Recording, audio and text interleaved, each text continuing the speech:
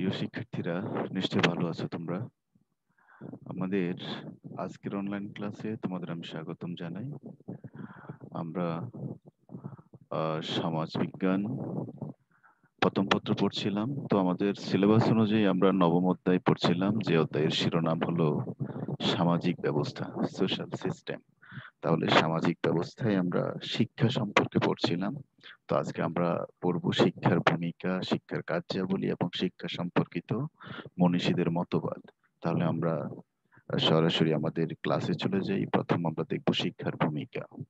শিক্ষা কি কি ভূমিকা পালন করে, বা শিক্ষার ভূমিকা কি সমাজে, মানব জীবনে। আমরা গত ক্লাসে শিক্ষার লক্ষ্য, উদ্দেশ্য, শিক্ষা কি, শিক্ষার শাব্দিক অর্থ, সংজ্ঞা ইত্যাদি অনেক কিছু জেনেছিলাম। সেগুলো থেকে নিশ্চয়ই শিক্ষার ভূমিকা সম্পর্কে আমাদের মোটামুটি ধারণা হয়েছে। তো আজকে আমরা শিক্ষার ভূমিকার সম্পর্কে কিছু পয়েন্ট সম্পর্কে আলোচনা করব। প্রথম সেটা হলো যে, প্রথমত শিক্ষা মানুষের সুপ্ত প্রতিভার বিকাশ সাধন করে।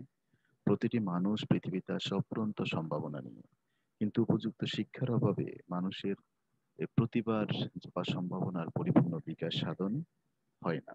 তাই মানুষের সুপ্ত প্রতিভার বিকাশ সাধন করে শিক্ষা, বা শিক্ষা বিকাশ সুপ্ত প্রতিভার বিকাশ সাধনে গুরুত্বপূর্ণ ভূমিকা পালন করে। মনুষ্যত্বের বিকাশ, যেসব মানবিক চাহিদা মানুষকে অন্যান্য প্রাণীর চেয়ে আলাদা সত্তা হিসেবে প্রতিষ্ঠিত করেছে, শিক্ষা হলো তার মধ্যে সবচেয়ে গুরুত্বপূর্ণ।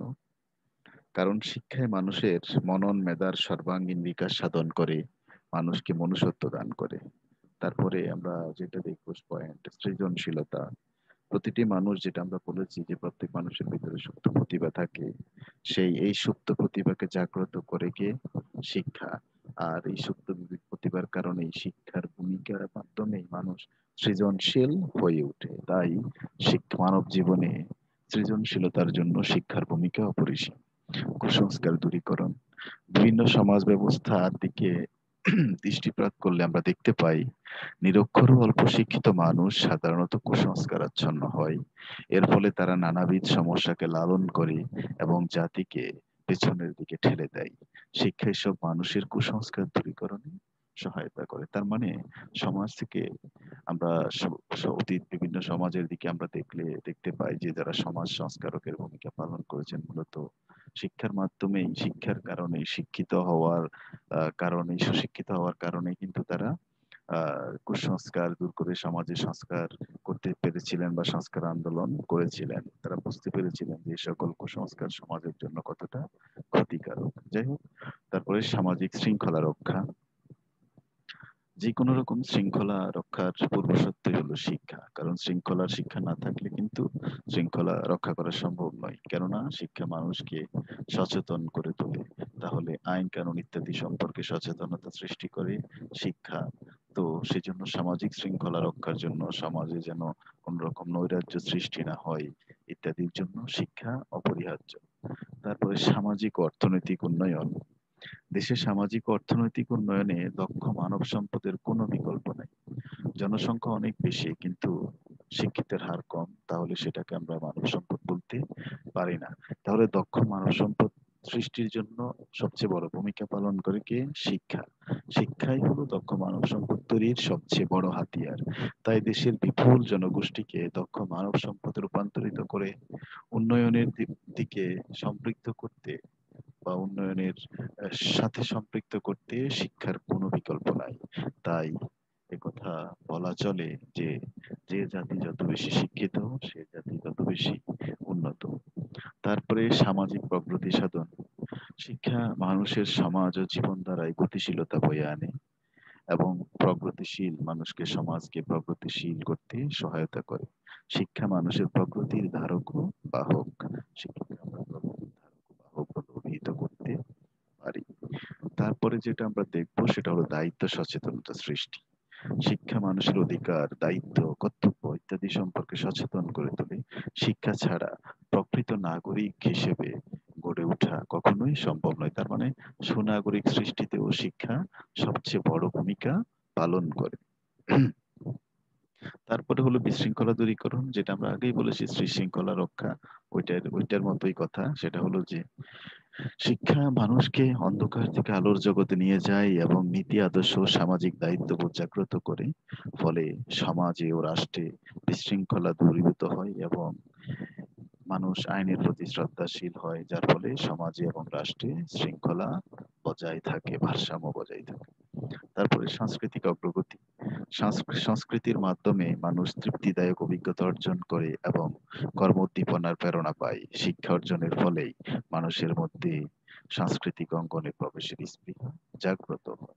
তো এই হলো সংক্ষিপ্তভাবে শিক্ষার ভূমিকা। এছাড়াও বর্তমান সমাজে শিক্ষা, শারীরিক শিক্ষা, বিজ্ঞান শিক্ষা, কারিগরি শিক্ষা, তথ্য প্রযুক্তি শিক্ষা, সকল রকম শিক্ষায় বর্তমান সমাজে এত বেশি ভূমিকার দাবিদার। কারণ শিক্ষা ছাড়া, প্রকৃত শিক্ষা ছাড়া কোনো মানুষের ব্যক্তিগত, সামষ্টিক, রাষ্ট্রের, সমাজের কোন রকমের উন্নয়নের কথাই আমরা কল্পনা করতে পারি না। এই কারণে বলা হয় শিক্ষাই জাতির মেরুদণ্ড। মেরুদণ্ড যদি না থাকে তাহলে খাড়া হয়ে সোজা হয়ে দাঁড়ানো যেমন মানুষের পক্ষে সম্ভব নয়, কোনো প্রাণীর পক্ষে সম্ভব নয়, ঠিক তদ্রূপভাবে প্রকৃত শিক্ষা না থাকলে কোনো জাতির পক্ষে সোজা হয়ে দাঁড়ানো সম্ভব নয়। তাই শিক্ষার ভূমিকা অনস্বীকার্য। আমরা তারপরে যেটা দেখবো সেটা হলো যে শিক্ষার কার্যাবলী। তো শিক্ষার কার্যাবলীতে আমরা কি দেখবো এখানে? তাহলে শিক্ষা আমরা আগে বলেছি ব্যক্তির অন্তর্নিহিত গুণাবলীকে শিক্ষা কি করে? বের করে আনে। শিক্ষা মানুষের যে সুপ্ত প্রতিভা সেটাকে বের করে আনে। তো শিক্ষা এই যে মানুষের প্রতিভা, সুপ্ত প্রতিভা বের করার জন্য বা সমাজে আর কি কি কাজ করে বা ব্যক্তি জীবন আর কি কি কাজ করে, এবার আমরা সেটা দেখবো। যাই হোক, তাহলে শিক্ষার এখানে আসলে কার্যাবলীর ক্ষেত্রে আমরা একটা কথা বলা প্রয়োজন, সেটা হলো যে শিক্ষার কার্যাবলীকে কিন্তু আমরা দুই দৃষ্টিতে দেখতে পারি। এক হলো মুখ্য কার্যাবলী আর এক হলো গৌণ কার্যাবলী। শিক্ষার মুখ্য কার্যাবলীর মধ্যে রয়েছে ব্যক্তি সত্তার সুষম বিকাশ, সমাজ কল্যাণ এবং বিকাশের দিক নির্ণয় ইত্যাদি।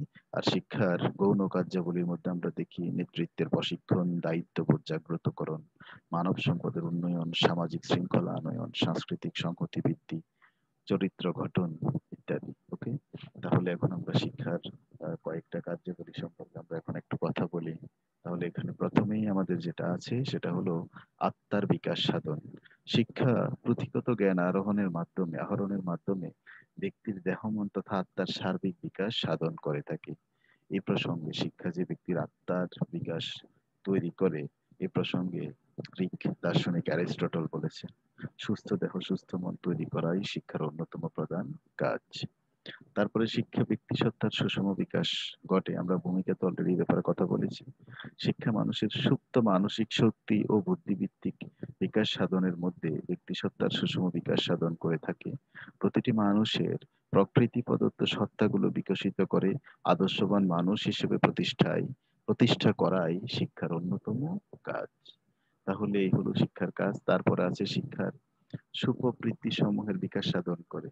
শিক্ষার উদ্দেশ্য হলো মানুষের প্রকৃতি প্রদত্ত প্রবণতাগুলোকে বিকশিত করা এবং মানুষের মনে আদর্শ লক্ষ্যকে প্রবিষ্ট করানো।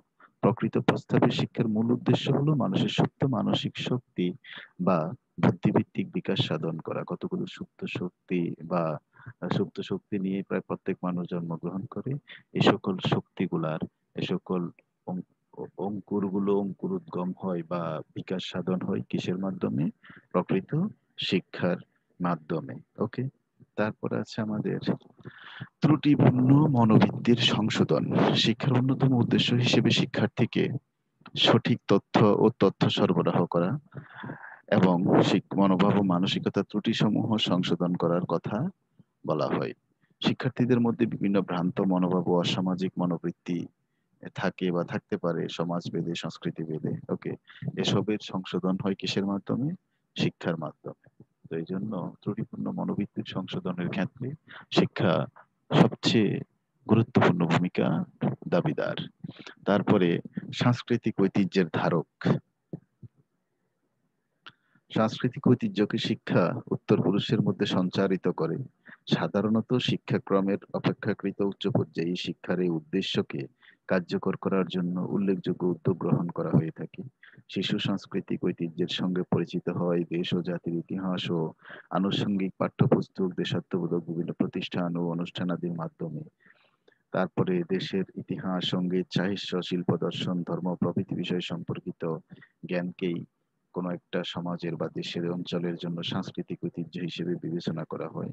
আর শিক্ষা এ সকল ঐতিহ্যগুলোকে বহন করে চলে। তাহলে সাংস্কৃতিক ঐতিহ্যের ঐতিহ্য ধারণ করা শিক্ষার অন্যতম প্রধান কাজ। তারপরে শিক্ষা প্রতিযোগিতার মনোভাব সৃষ্টি করে। আমাদের প্রাতিষ্ঠানিক শিক্ষা ব্যবস্থায় আমরা দেখি স্কুল কলেজে যে ক্রম ব্যবস্থা, মেধাভিত্তিক যে ক্রম ব্যবস্থা, এখানে শিক্ষার্থীদের মধ্যে এক ধরনের সুস্থ প্রতিযোগিতা গড়ে ওঠে। এই সুস্থ প্রতিযোগিতার মনোভাব তার পরবর্তী জীবনে ও থেকে যায়, এবং পরবর্তী জীবনে এক্ষেত্রে তার সফল হওয়ার বা কি বলবো, তার যে সুপ্ত প্রতিভার গুলার বিকাশ সাধন করার যেই আকাঙ্ক্ষা, সেটা অনেক বেশি পরিমাণে বৃদ্ধি পায়। ওকে, তাহলে শিক্ষা ছোটবেলা থেকেই ব্যক্তির মধ্যে প্রতিযোগিতার মনোভাবের সৃষ্টি করে। যেই প্রতিযোগিতা ব্যক্তিকে সাফল্যের সর্বোচ্চ চূড়ায় আরোহণ করতে সহায়তা করে। তারপরে শিক্ষার রয়েছে বৃত্তিগত কাজ, বৃত্তিগত ভূমিকা। বৈষয়িক এবং বৃত্তিগত ক্ষেত্রেও শিক্ষার ভূমিকা বিশেষভাবে উল্লেখযোগ্য। ব্যক্তিকে জীবিকার্জনে সক্ষম নাগরিকে পরিণত করার ব্যাপারে শিক্ষার ভূমিকার গুরুত্ব অনস্বীকার্য। শিক্ষার্থীকে শিক্ষা ব্যক্তিগত বিষয়ে বিশেষভাবে প্রস্তুত করে তোলে। তার ফলে সমাজ জীবনে শিক্ষার্থী সুস্থ একটি পেশায় যোগ দিতে পারে এবং আয় রোজগারের ব্যবস্থা করতে পারে। তাহলে মানুষের যে বৃত্তিগত বা পেশাগত যে সকল ব্যাপার আছে, সেগুলোর ক্ষেত্রেও শিক্ষা সবচেয়ে বড় ভূমিকা পালন করে। আমরা জানি বর্তমানে এই যে সার্টিফিকেট বা সনদ ছাড়া অনেক চাকরিতে আবেদনই করা যায় না। ওকে, তারপরে প্রায় প্রত্যেকটা চাকরির ক্ষেত্রেই সনদ চাওয়া হয়। কোনো স্বশিক্ষিত মানুষ যার সনদ নেই, সে চাইলেও কিন্তু দেখা গেছে যে কোনো একটা পেশা বা বৃত্তি গ্রহণ করতে পারে না। ওকে, তাহলে শিক্ষার ব্যক্তিগত ভূমিকা রয়েছে, বিশেষ করে প্রাতিষ্ঠানিক শিক্ষার। তারপরে যেটা আছে সেটা হলো রাজনৈতিক কার্যকলাপে অংশগ্রহণ। শিক্ষা সমাজস্থ ব্যক্তিবর্গকে রাজনৈতিক কার্যকলাপে অংশগ্রহণের উপযোগী করে তোলে। এই কারণে শিক্ষিত ব্যক্তিবর্গের মধ্যে রাজনৈতিক কাজকর্মে অংশগ্রহণের আনুপাতিক হার অধিক পরিমাণে বেশি। ওকে, তাহলে সাধারণত শিক্ষিত ব্যক্তি যারা, অশিক্ষিত ব্যক্তি যারা, তারা দেখা গেছে হয়তো রাষ্ট্রের বিভিন্ন বিষয় তেমন বোঝেন না। এই কারণে রাজনৈতিক কার্যকলাপে অংশগ্রহণের জন্য শিক্ষা দরকার, বা রাজনৈতিক বিষয়াবলী বোঝার জন্য শিক্ষার প্রয়োজন রয়েছে।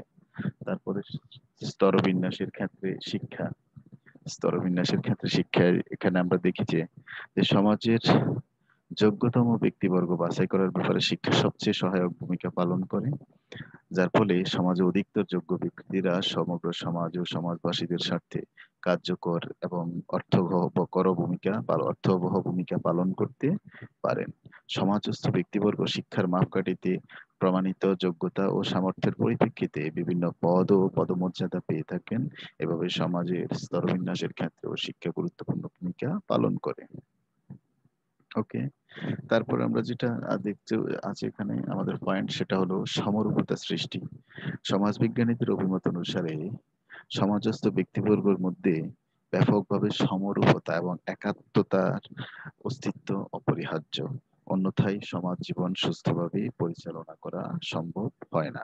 তো এই সমাজগত জীবনযাত্রা সাফল্যের জন্য সমষ্টিগত চেতনার যেই প্রয়োজনীয়তা রয়েছে, শিক্ষা মানুষের মধ্যে এই সমরূপতার চেতনাটা কি করে, জাগ্রত করে। ওকে, তাহলে এই সমরূপতার চেতনা জাগ্রত করে সমাজবদ্ধভাবে বা একত্রে বসবাসের যে ধারণা, সামাজিক মিথস্ক্রিয়ার যে বিষয়ে যে বিষয়, ওকে, এই সমাজ সৃষ্টি বা সমাজে জীবনযাপনের ক্ষেত্রে, জীবন ধারণের ক্ষেত্রে সমরূপতার সৃষ্টিতে শিক্ষা গুরুত্বপূর্ণ ভূমিকা রাখে। তারপর আত্মবিশ্বাস ও বিচার বিবেচনা বোধ তৈরিতে শিক্ষা গুরুত্বপূর্ণ ভূমিকার দাবিদার।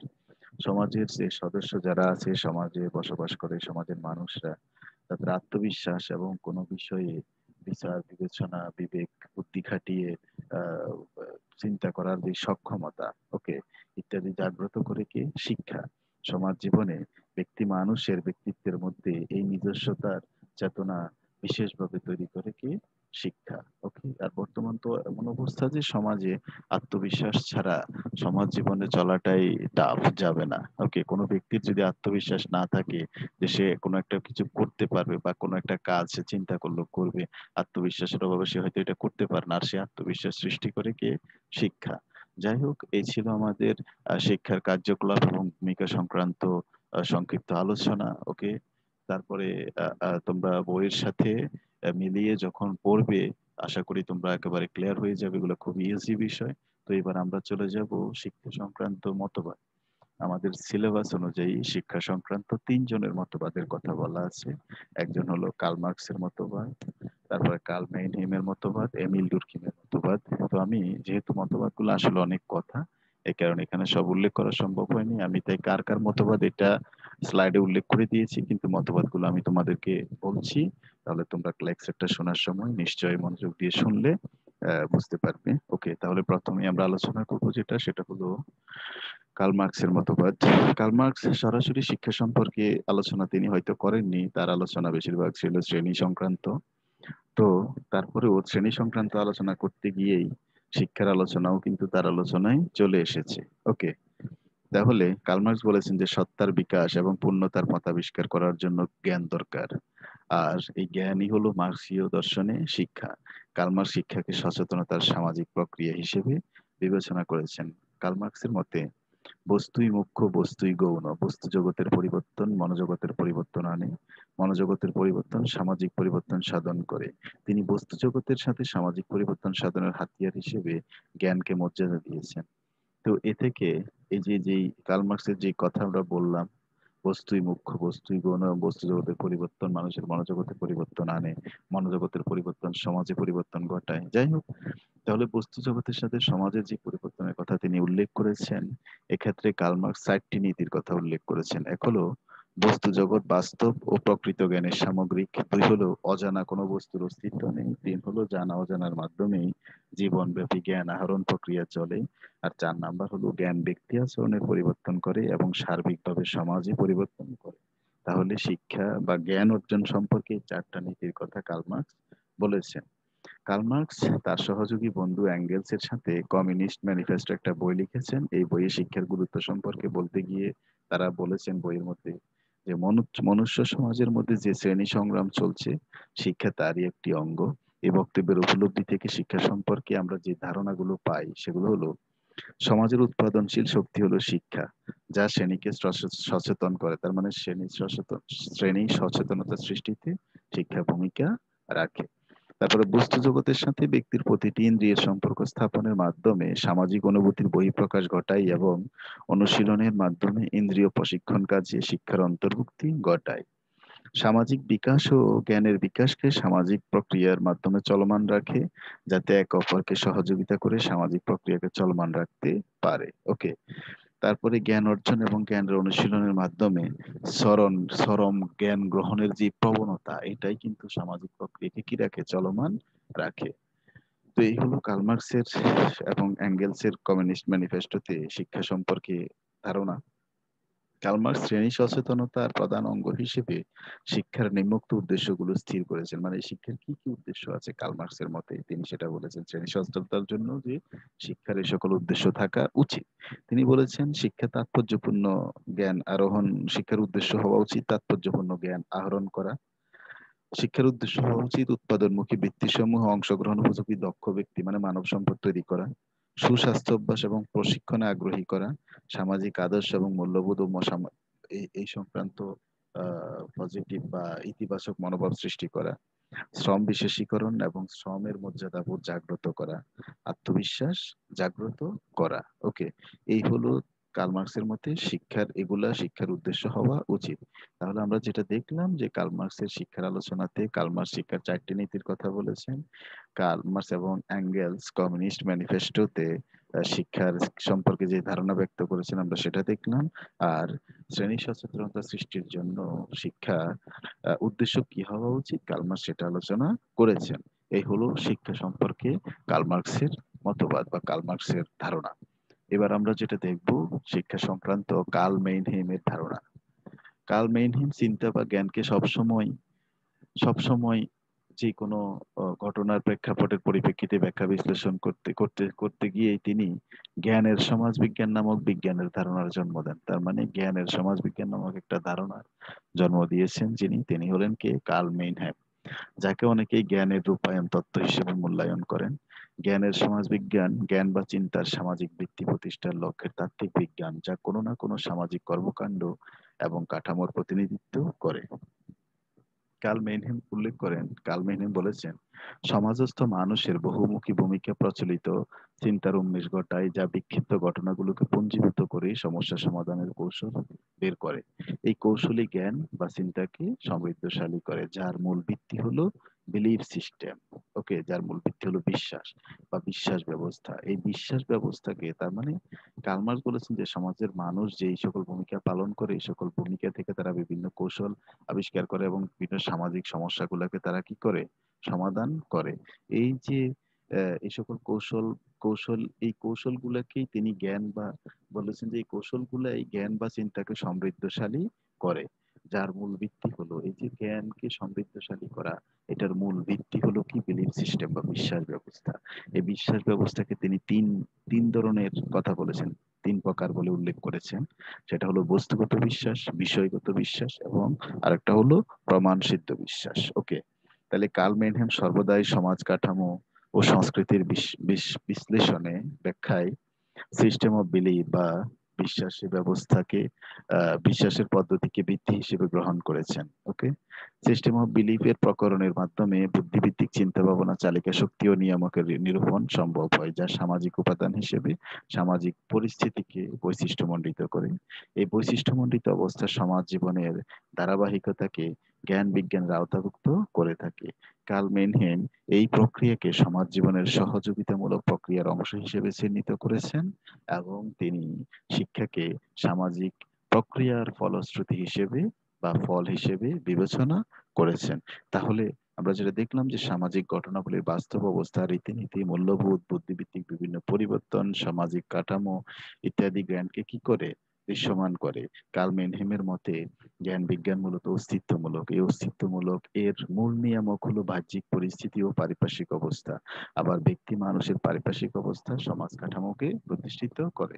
তাহলে কার্ল মেইনহ্যামের শিক্ষার মূল ব্যাপার হলো যে তিনি বলেছেন যে মানব জীবনে মানুষ, আমরা জানি সমাজে এক এক মানুষ এক এক ভূমিকা পালন করে।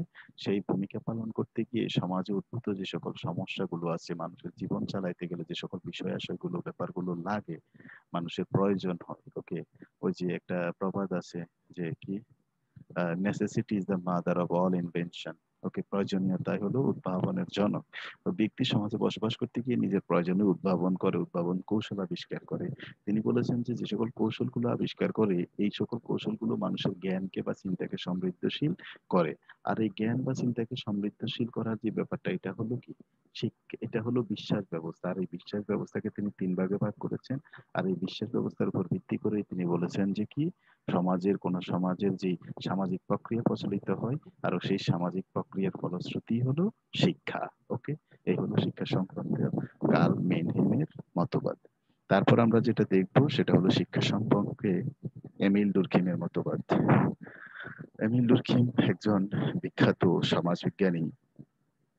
যাই হোক, এমিল ডুরকিম তার সোশিয়োলজি অফ এডুকেশন বা শিক্ষার সমাজবিজ্ঞান গ্রন্থে শিক্ষা সম্পর্কে একটি ধারণা তুলে ধরেন, যা জৈব সত্তা মানুষকে ব্যক্তি স্বাতন্ত্র সত্তা ও সামাজিক সত্তা হিসেবে প্রতিষ্ঠিত করতে অগ্রণী ভূমিকা পালন করে। তার মানে ব্যক্তিকে ব্যক্তি স্বাতন্ত্রিক এবং সামাজিক সত্তা হিসেবে তুলে ধরে এমিল ডুরকিমের জৈব একটা কি, একটি শিক্ষা সম্পর্কে একটি ধারণা। ওকে, সেই ধারণাটা হলো কি তাহলে? এই সম্পর্কে ধারণাটি এমিল ডুরকিমের শিক্ষা তত্ত্ব নামে পরিচিত। তিনি সামাজিক রীতিনীতিকে বিজ্ঞানের সাথে পার্থক্যের মাধ্যমে জ্ঞান আরোহণ কৌশলকে শিক্ষা বলে অভিহিত করেছেন।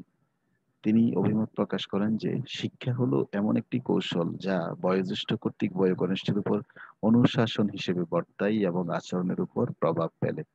প্রচলিত নিয়মকে ভিত্তি করে গ্রহণ করে এমিল ডুরকিম বলেছেন, প্রত্যেক সমাজের জন্য শিশুর জৈব সত্তাকে সামাজিক সত্তায় পরিণত করার কৌশলই হলো কি? শিক্ষা। এ প্রসঙ্গে ডুরকিম বলেন, প্রত্যেক সমাজের জন্য শিক্ষা হচ্ছে একটি মাধ্যম যা শিশুদের মধ্যে তাদের নিজস্ব অস্তিত্বের জন্য প্রয়োজনীয় সত্তা আরোপ করে। ডুরকিম শিক্ষা বলতে শিশুর সামাজিক রূপায়ণকে বুঝিয়েছেন। একজন মানুষ যখন জন্মগ্রহণ করে একটা জৈব সত্তা থাকে, এখান থেকে কিভাবে তিনি একজন ব্যক্তিত্বপূর্ণ মানুষে পরিণত হন, কিভাবে একজন সামাজিক মানুষে পরিণত হন, এই যে একজন ব্যক্তি মানুষের এই রূপায়ণটাকেই এমিল ডুরকিম বলেছেন কি শিক্ষা। তিনি বলেন শিক্ষা হলো এমন একটি কর্ম যা তরুণদের জন্য সমাজের প্রবীণ প্রজন্মের দ্বারা সম্পাদিত হয় এবং যে কর্মকাণ্ডের মাধ্যমে তারা সমাজ জীবনে পরিচিতি ও প্রতিষ্ঠিত হওয়ার প্রস্তুতি গ্রহণ করতে পারে। তার মতে শিক্ষার মূল লক্ষ্য হচ্ছে শিশুর মানুষের দৈহিক, মানসিক, সামাজিক ও নৈতিক বিকাশ সাধন, যা সমগ্র সমাজের সাথে তাকে অভিযোজিত হওয়ার প্রয়োজনীয় শক্তি যোগায়। তাহলে এমিল ডুরকিমের শিক্ষা তত্ত্বে বা তার সোশিওলজি অফ এডুকেশন গ্রন্থে তিনি শিক্ষা তত্ত্বের যে ধারণা দিয়েছেন সেটার মূল ব্যাপারই হলো অভিযোজিত হওয়া, মানে একজন মানুষ কিভাবে শিক্ষা গ্রহণের মাধ্যমে সমাজের একজন সদস্য হিসেবে অভিযোজিত হয়, সমাজের বিষয় সেগুলো গ্রহণ করে, প্রচলিত নিয়ম কানুন আইন কানুন গ্রহণ করে একজন সামাজিক মানুষ হিসেবে গড়ে উঠে ব্যক্তিত্বের উন্মেষ ঘটায়। এটাই হলো এটা হয় কিসের মাধ্যমে? শিক্ষার মাধ্যমে। তো এই ছিল আমাদের কার্ল মার্কস, কার্ল মেনহেম এবং এমিল ডুরকিমের শিক্ষা সম্পর্কিত মতবাদের সংক্ষিপ্ত আলোচনা। ওকে, তাহলে আহ, এই আমাদের এটার সাথে সাথেই শিক্ষা কনসেপ্ট যেটি এডুকেশন, এই এডুকেশন কনসেপ্ট এটার সাথেই শেষ হলো। আমরা নেক্সট ক্লাসে ধর্ম সম্পর্কে আলোচনা করব। তাহলে আজকের ক্লাস আমাদের এই পর্যন্তই। সবাই ভালো থাকবে, সবার সুস্থতা কামনা করছি। আল্লাহ হাফেজ।